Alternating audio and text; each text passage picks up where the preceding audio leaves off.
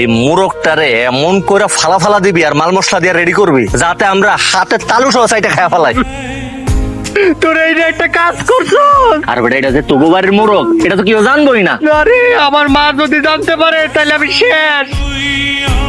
এত মজা করে মোরগ রান্না করছস তাই না? বেশি করে খা। মা গো, ও মা আমার কোনো দোষ নাই, সব ওগো দোষ।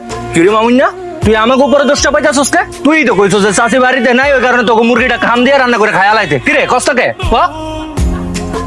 এটা খানবাড়ির ছাগল। তো খানবাড়ির ছাগল হয়েছে তো কি হয়েছে? খানবাড়ির ছাগল কি খাওয়া যায় না? যায়, খান সাহেব পেট কাইটাই ছাগল বের করে ফেলাইবো। আর এইসব আমার উপর ছাইরা দে। এই ছাগলটা চুরি করি, পরেটা পরে দেখান যায়।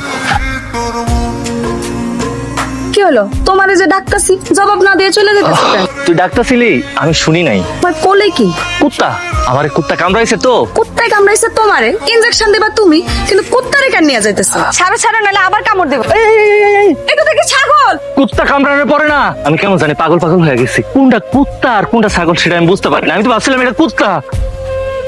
আরে আমি নিজের চোখে ওরে ছাগল নিয়ে যাইতে দেখছি। কইলি তুই আমার আদরে ছাগল নিয়ে চলে গেছে, ওর হাতটা আমি কাইটা ফেলাম। তুই খালি ওই দীপুর বাচ্চাটা আমার সিনায় দিবি। এই কাকা থামেন। এই মেয়ে নামো নামো নামো।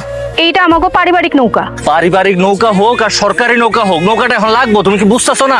নামো ভাই। আমি নামুম না। দেখতেছো না আমার সাথে একটা জরুরি রোগী আছে, তার কোমরের হাড্ডি ভেঙে গেছে, তার হসপিটাল নিয়ে যাইতে হইব। আল্লাহর দোহাই লাগে নৌকা থেকে নামো। হাসপাতালে নিয়ে যান আর দোজকে নিয়ে যান, তাতে আমার কি? আমি নামুম না। আমার নৌকা থেকে কেমনে নামাইতে হয় আমি খুব ভালো করে জানি। তার রয়েছে নামো। শুনলা তো রহিম মিয়া, আমার বেয়াদব পোলার বন্ধু বান্ধবরা মিলে কি করছে? ওকে এত বড় সাহস, ওরা আমার বাড়ি ছাগল চুরি করে। আমার মাইয়ারা নদীতে ফালাইয়া কোন বান্দির পোলারে নিয়ে হাসপাতালে যায়?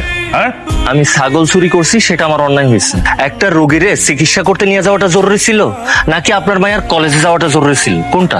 শুনছো শুনছো তোমার বেয়াদব পোলা কেমন মুখে মুখে তর্ক করে? তুমি আমার বাড়িতে কাম করে খাও আর তোমার পোলা আমার বাড়ির ছাগল চুরি করে খায় না? আপনি ওর উচিত শিক্ষা দেন, ও দিন দিন বেয়াদব হয়ে যেতেছে। ওরা আমি উচিত শিক্ষা দেওয়ার ব্যবস্থাই করতেছি। কালু ওরে এমন মারা মারবি যে তোর মুখ দিয়ে রক্ত উঠে যায়। তোর বউয়ের কথায় তোর পোলার আজকে মাফ করে দিলাম, একটু শিক্ষা দিয়ে দিছি যাতে ভবিষ্যতে সাবধানে চলে।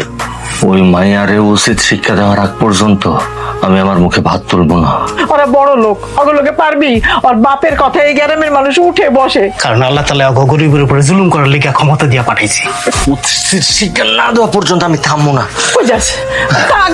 কোন জায়গায় যাইস না, ও বাজান বাজান রে।